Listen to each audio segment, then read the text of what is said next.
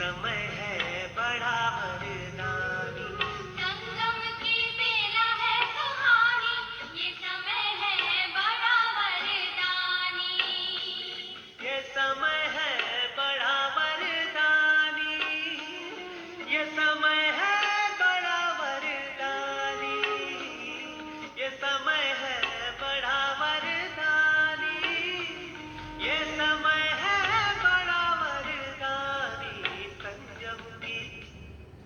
संगम की बेला है सुहानी, ये समय है बड़ा वरदानी।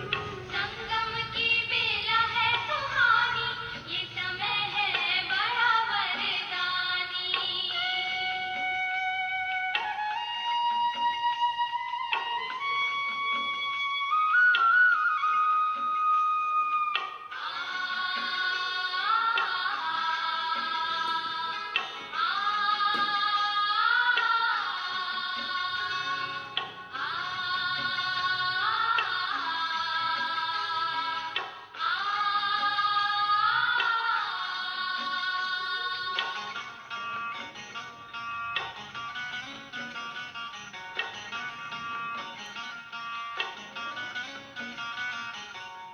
संगम पर ही शिव बाबा है आते, ज्ञान शंख से सबको जगाते।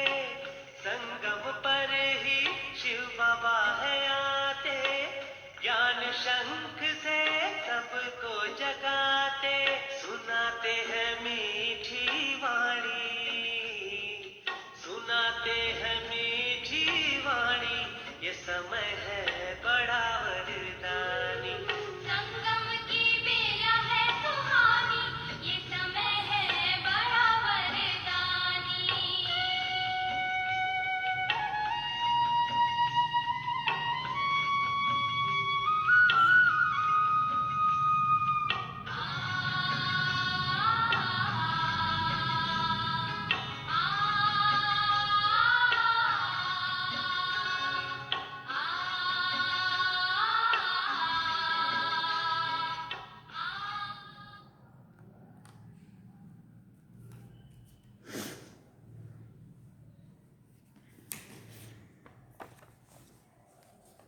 ओम शांति। बाबा गुड मॉर्निंग। आज बाबा के 9 जनवरी 2024 के महावाक्य हैं। बाबा ने सार में कहा, मीठे बच्चे, इस पुरुषोत्तम संगम युग में पुरुषोत्तम बनने का पूरा पुरुषार्थ करो। जितना हो सके याद और पढ़ाई पर अटेंशन दो। बाबा ने प्रश्न पूछा, तुम बच्चे बहुत बड़े व्यापारी हो, तुम्हें हमेशा किस बात पर ध्यान दे विचार करना चाहिए? तो बाबा ने उत्तर में कहा, हमेशा घाटे और फायदे पर विचार करो। अगर इस पर विचार नहीं किया तो प्रजा में दास दासी बनना पड़ेगा। बाप 21 जन्मों की राजाई का जो वर्षा देते हैं उसे गंवा देंगे, इसलिए बाप से पूरा सौदा करना है। बाप है दाता। तुम बच्चे सुदामे मिसल मुट्ठी चावल देते हो और विश्व की बादशाही लेते हो। ओम शांति। बच्चे यहाँ बैठे हैं, ये स्कूल है, ये कोई सत्संग नहीं है। महंत ब्राह्मण व कोई सन्यासी सामने नहीं बैठा है। डर की कोई बात नहीं है कि स्वामी जी नाराज ना हो जाएं। भक्ति मार्ग में जब कोई साधु सन्यासी को घर बुलाते हैं तो उनके पांव धोकर पीते हैं। ये तो बाप है ना। घर में बच्चे कभी बाप से डरते हैं क्या? तुम तो साथ में खाते पीते खेलते हो। सन्यासी गुरु आदि के साथ ऐसे करते हैं क्या? वहाँ तो सारा दिन गुरुजी करते रहते हैं। यहाँ तो ऐसे नहीं करना है, ये तो बाप है। गुरु से अपना वर्षा, टीचर से अपना वर्षा मिलता है। बाप से तो प्रॉपर्टी मिलती है। बच्चा पैदा हुआ और वारिस बना। यहाँ भी बाप के बच्चे बने, बाप को पहचाना। बस हम स्वर्ग के मालिक हैं। बाप है ही स्वर्ग का रचयिता। इन लक्ष्मी नारायण ने स्वर्ग की राजाई कैसे ली और कहाँ से ली, ये कोई भी नहीं जानते हैं। तुम समझते हो हम ये थे, फिर हम ये बन रहे हैं। मनुष्य तो कुछ भी ख्याल नहीं करते हैं कि ये कौन है, हम किसको पूजते हैं। शिव के मंदिर में जाकर सिर्फ लोटी चढ़ाकर आते हैं, जानते कुछ भी नहीं है। तुमको अब फीलिंग आती है कि हम ये मृत्यु लोक का शरीर छोड़ अमर लोक में जाएंगे। प्राप्ति कितनी भारी है ना। भक्ति मार्ग में कुछ भी प्राप्ति नहीं। बाबा खुद भी कहते हैं हमने 12 गुरु किए, अब हम समझते हैं कि ये तो टाइम वेस्ट हो गया और ही नीचे उतरते गए। परंतु ये भी ड्रामा में नोंद है, क्योंकि बाबा को अनुभवी रथ लेना था ना, इसलिए हमारी कोई से दुश्मनी नहीं है, हमारी एक बाप के साथ प्रीत है। जब तुम अंदर क्लास में आते हो तो इन चित्रों को देखकर खुश होना चाहिए कि हम पढ़कर ये बन रहे हैं। तुमको मालूम है ये राजधानी कैसे स्थापन होती है। बाबा कहते हैं बच्चे मूंझो मत। बाप इतना अच्छी रीति समझाते हैं, फिर भी आश्चर्यवत सुनंती कथनती भागंती हो जाते हैं, माया के बन जाते हैं। उनको कहा जाता है ट्रेटर, जो एक राजधानी से निकल दूसरे के जाकर बन जाते हैं। बाप कितना अच्छी रीति पुरुषार्थ कराते हैं, भक्ति मार्ग में कितना भटकते हैं। दान पुण्य तीर्थ व्रत नेम आदि बहुत करते हैं। अच्छा साक्षात्कार हुआ तो क्या हुआ, चढ़ती कला तो हुई नहीं, और ही उतरती कला हुई। कहां देखो कलयुग के अंत में आके उतरे। तुम्हारी तो दिन प्रतिदिन चढ़ती कला है, बाकी सबकी है उतरती कला। फिर बाबा ने कहा गुरु लोग भी कहते हैं ज्ञान ब्रह्मा का दिन है और भक्ति ब्रह्मा की रात है। ज्ञान और भक्ति में रात और दिन का फर्क है। ज्ञान से सुख मिलता है। बाप कितना सहज समझाते हैं कि तुम ही विश्व के मालिक थे, फिर तुम ही नीचे उतरते आए हो। सारी 84 के चक्र की बाबा ने कैसे पूरी डिटेल समझाई, कहाँ से हमारी जीवन यात्रा शुरू हुई, कहाँ से नीचे उतरते उतरते अभी कहाँ आकर पहुँचे हैं। अब बाबा कहते हैं सिर्फ अपने को आत्मा समझो। आत्मा अविनाशी है। आत्मा कहती है हे अविनाशी बाप, हमको आकर पावन बनाओ। इसमें मुक्ति, जीवन मुक्ति सब आ जाता है। अभी तुम समझते हो भक्ति में हम कुछ भी नहीं जानते थे। फिर बाबा ने कहा ढूंढते रहते थे, गाते रहते थे, हे भगवान रहम करो। भगवान कहने से इतनी टेस्ट नहीं आती है। फिर का वर्षा याद नहीं आता है। तुम कहेंगे ऊंचे ते ऊंचा शिव बाबा, तो फौरन वर्षा याद आएगा। रिश्ता जब पता चला हो तो मुझे आत्मा का पिता है ना, तो अपनापन जब लगा ना, भगवान माना हे भगवान हो भगवान करते तो कितना दूर का लगता है भक्त भगवान। लेकिन जब बाप और बच्चे की संबंध की बात आती है तो कितना अपनापन लगता है, तो वर्षा याद आता है। अभी तुम समझते हो कि ये रावण राज्य है। राम राज्य होता है सतयुग में, अभी तो कलयुग है। सतयुग में बहुत थोड़े मनुष्य थे, एक ही आदि सनातन धर्म था, सुख शांति थी। यहाँ मनुष्य शांति के लिए भटकते रहते हैं, कितना खर्चा करते हैं। कांग्रेस बाबा ने कहा कितना खर्चा आदि करते कॉन्फ्रेंस आदि में। तुम उन्हों को लिख सकते हो कि शांति का सागर, पवित्रता का सागर, संपत्ति का सागर वो है, सब कुछ उनसे मिलता है। अभी तुम जानते हो सतयुग में हम बहुत धनवान थे, विश्व में शांति तो वहाँ थी। बाकी आत्माओं को शांति होती है परम धाम घर में। विश्व में हम अकेले ही थे तो सुख शांति सब कुछ था। तो बच्चों को बहुत खुशी होनी चाहिए। ऐसे स्वर्ग के लिए शास्त्रों में क्या क्या बातें लिखती है। अब बाबा कहते हैं मैं तुमको इतना समझाता हूँ जो तुमको कोई भी प्रश्न आदि पूछने की दरकार नहीं है। पहले तो मामेकम याद करो। तुम बुलाते हो पतितों को आकर पावन बनाओ, अर्थात पुरानी दुनिया को आकर नया बनाओ, परंतु अर्थ कुछ भी नहीं समझते। सूत मूंझा हुआ है, अब सुलझाना पड़ता है। भक्ति में कितने चित्र बनाए हैं। श्री कृष्ण को चक्र दे दिया है जिससे अकासुर बकासुर को मारा। अरे वो कोई हिंसक था क्या? हिंसा थोड़ी की है उन्होंने। फिर कहते फलानी को भगाया, ये भी करेक्टर के ऊपर ब्लेम लगाया, डबल हिंसक बना दिया है। वंडर है ना। जिन्होंने शास्त्र बनाए हैं उन्हों की बुद्धि की कमाल है। फिर उनको कहते हैं व्यास भगवान। अब बाबा कहते हैं मुझे याद करो और दैवी गुण धारण करो, और कोई बात नहीं है। तुमको योग में बिठाया जाता है क्योंकि बहुत हैं जो बाबा को याद नहीं करते हैं, अपने ही धंधे में रहते, उनको फुर्सत ही नहीं रहती, परंतु इसमें तो काम आदि करते भी बुद्धि से याद करना है। तुम आशिक हो मुझ माशुक के।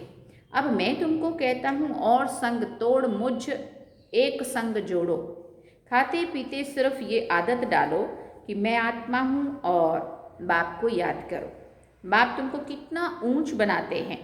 तुम ये पाई पैसे की बात नहीं मानते हैं, मुझे याद नहीं करते, अपने बाल बच्चों को करते हो, मुझे नहीं कर सकते हो।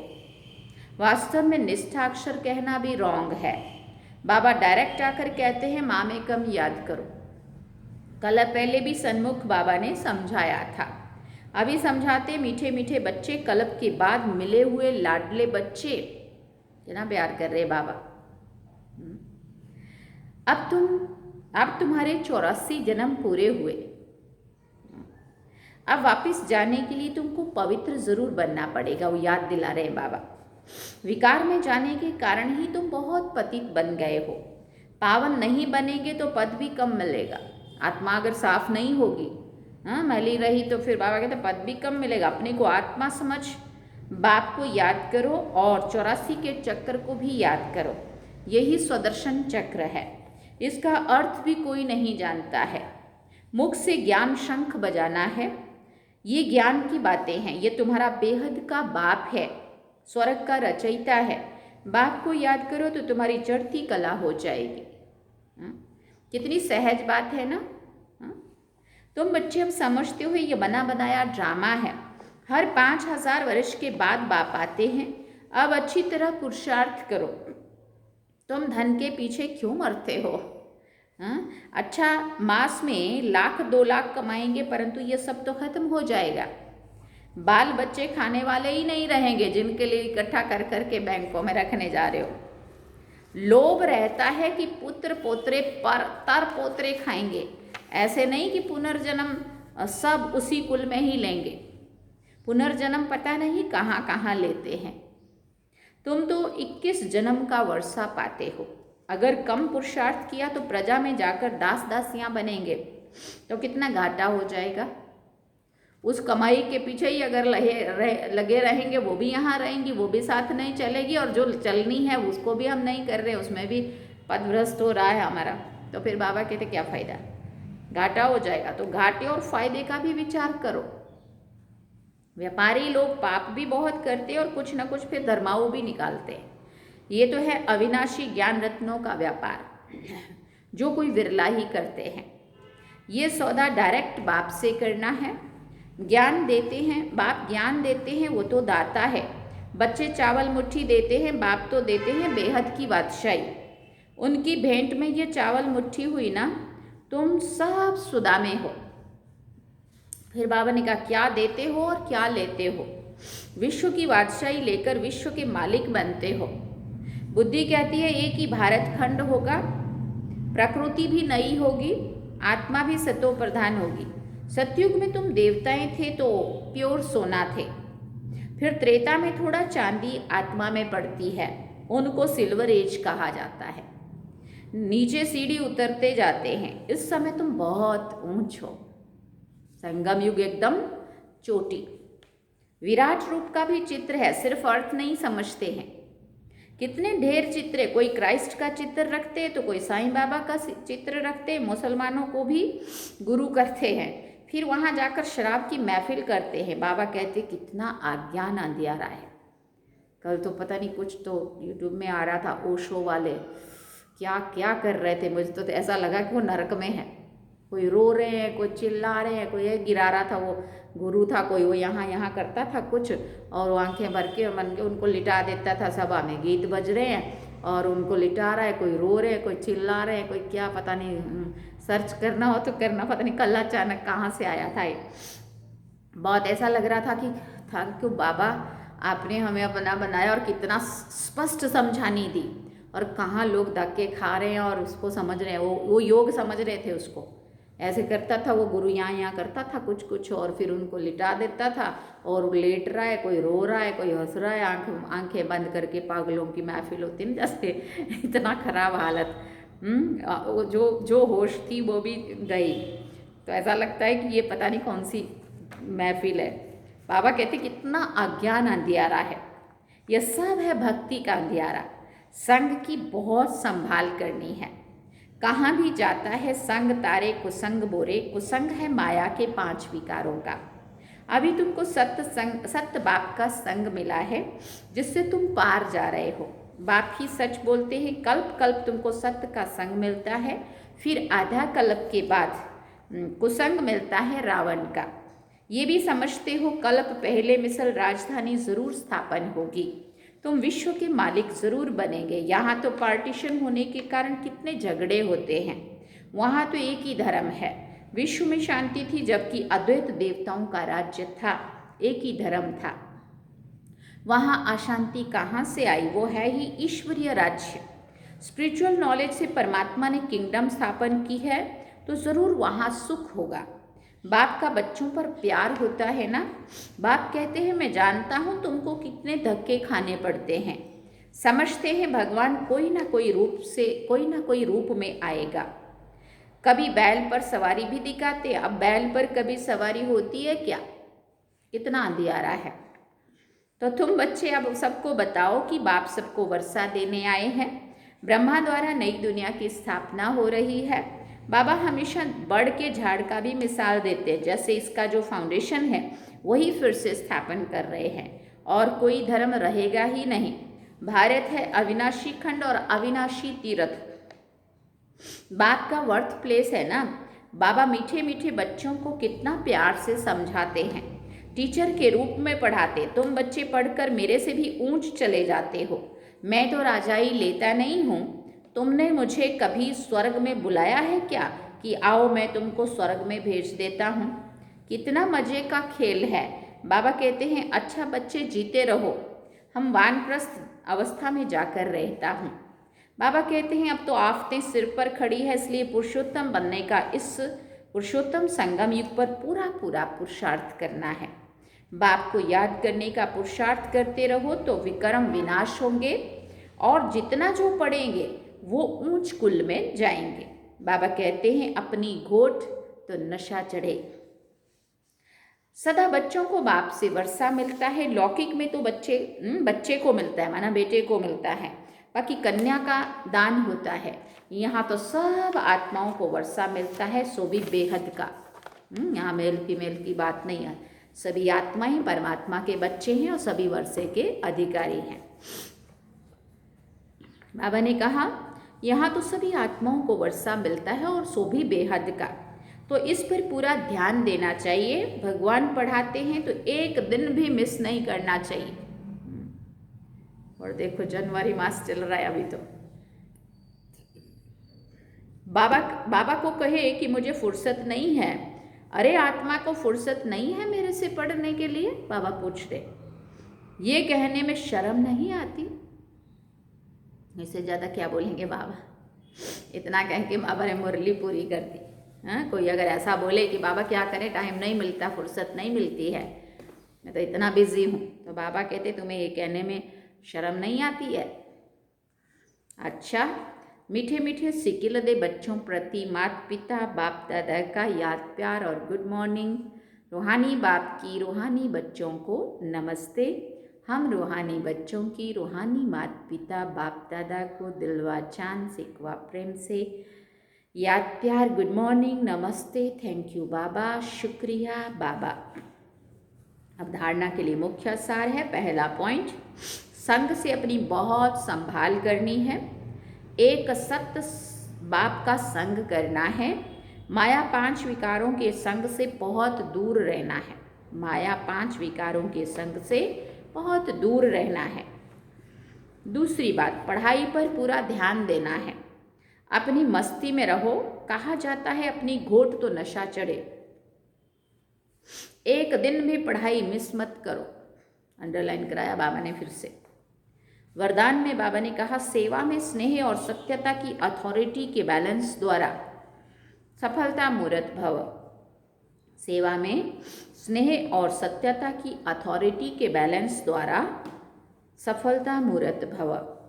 जैसे इस झूठ खंड में ब्रह्मा बाप को सत्यता की अथॉरिटी का प्रत्यक्ष स्वरूप देखा, उनके अथॉरिटी के बोल कभी अहंकार की भासना नहीं देंगे। अथॉरिटी के बोल में स्नेह समाया हुआ है। अथॉरिटी के बोल सिर्फ प्यारे नहीं, प्रभावशाली होते हैं। तो फॉलो फादर करो।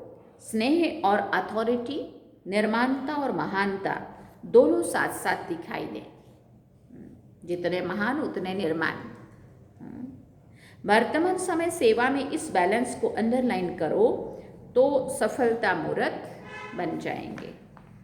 स्लोगन में बाबा ने कहा, मेरे को तेरे में परिवर्तन करना अर्थात भाग्य का अधिकार लेना। मेरे को तेरे में परिवर्तन करना अर्थात भाग्य का अधिकार लेना। ओम शांति। अव्यक्ति साइलेंस द्वारा डबल लाइट फरिश्ता स्थिति का अनुभव करो। पहले अपनी देह के लगाव को खत्म करो तो संबंध और पदार्थ से लगाव आपे ही खत्म हो जाएगा। फरिश्ता बनने के लिए पहले ये अभ्यास करो कि ये देह सेवा अर्थ है, अमानत है, मैं ट्रस्टी हूँ। फिर देखो फरिश्ता बनना कितना सहज लगता है। क्या समझना है? फरिश्ता बनने के लिए पहले ये अभ्यास करो कि ये जो मुझे देह मिली है, ये सेवा अर्थ मिली है, ये तो अमानत है उसकी दी हुई, और मैं तो ट्रस्टी हूँ। फिर देखो फरिश्ता बनना कितना सहज लगता है। ओम शांति। सार में बाबा ने कहा, मीठे बच्चे, इस पुरुषोत्तम संगम युग में